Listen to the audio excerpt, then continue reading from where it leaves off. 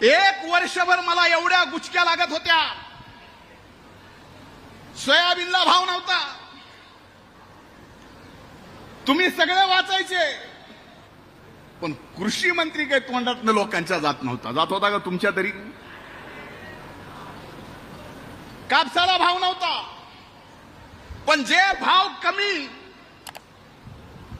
आपल्याला मिळाला त्या भावांतरमध्ये आदरणीय एकनाथरावजी शिंदे साहेबांनी, देवेंद्र भाऊनी आणि दादानी हेक्टरी 5,000 रुपये देण्याचा, सोयाबीन आणि कापसाला कमाल 2 हेक्टर पर्यंत देण्याचा निर्णय घेतला.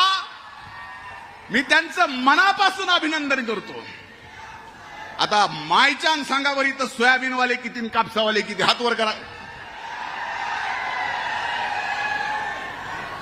आता याच्यात ई पीक पाहणी किती झाली? ई पीक पाहणीचे दाखले कुणाकडे आहेत? आणि ज्याच्याकडे त्याने हात वर करा, ज्याच्याकडे नाही त्यांनी समजून घ्यायचं.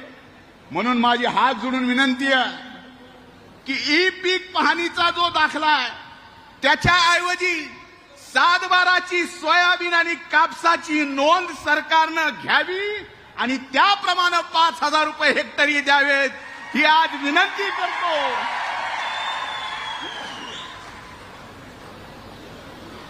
खरं तर पीक विम्याच्या बाबतीत पंकजाताईंनी आपल्याला सांगितलं, महाराष्ट्र देशातलं पहिलं राज्य आहे की ज्या राज्यात 1,70,00,000 शेतकऱ्यांनी, देवेंद्र भाऊ आपण घेतलेला तो निर्णय, 1 रुपयात पीक विमा सरकारचे, केंद्र सरकारचे मिळून जेवढे पैसे कंपन्याला दिले तेवढेच पैसे शेतकऱ्याला सुद्धा मिळाले. मिळाले का नाही?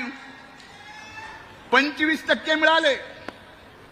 उर्वरित द्यायचे राहिलेत. खरंय का नाही? ते पाहिजेत का नाही? त्याच्यासाठी मामाजींना बोलवलंय, शिवराज सिंग चौहान साहेबांना.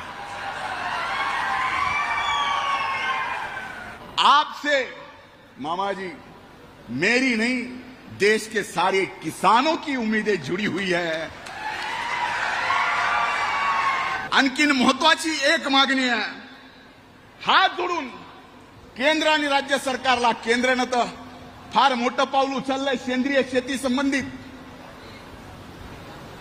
आज आपण बघतोय युरिया, डीएपी ह्यानी आपण बेजार आहेत का नाही? रोजगारी मिळतोय का? रोजगार मिळतोय का? हो का नाही? हो का नाही? मिळाला तर केवढ्याला मिळतो? काय रोज? आणि 1 एकर मध्ये युरिया टाकायचा तर किती दिवस लागते? 2 दिवस. या ड्रोनचा फोटो आपल्याला एवढ्यासाठी दिलाय की या ड्रोन मुळे युरिया द्या नका देऊ, डीएपी देऊ नका, नॅनो फर्टिलायझरनी या ड्रोन टेक्नॉलॉजीमुळे 1 एकर 7 मिनिटात फवारून होतंय. 30 एकरात 4 तासात 30 एकर फवारणी होतीये. आणि रोजचे 1 एकरला 2 गडी लागतात मजूर फवारायला, त्याला 1000 रुपये जातात. आणि हे जर नॅनो तुम्ही दिलं तर मी आपल्याला सांगतो 60% उत्पादन खर्चामध्ये कमी होईल आणि उत्पादनामध्ये 20% या शेतकरी मायबापाचा वाढ होईल. आम्ही हात पसरवणार नाही. ही शेतकऱ्याची जात हात पसरवणारी नाही. निसर्गाचं संकट आम्ही सहन करतो. निसर्गाच्या संकटामध्ये जसं संकट येईल तसं सहन करतो. पण निसर्गाच्या बाहेर जे संकट आमच्या शेतीमाल ज्यावेळेस बाजारात येतो त्यावेळेस जे निर्माण होतं ते मात्र आपण सहन करू शकत नाही. त्याचा राग असतो. म्हणून हात जोडून विनंती आहे की ड्रोन 1,000 केंद्र सरकार राज्याला देणार आहे. ड्रोनच यायचे, फवारायचं काय हा प्रश्न पडायचा.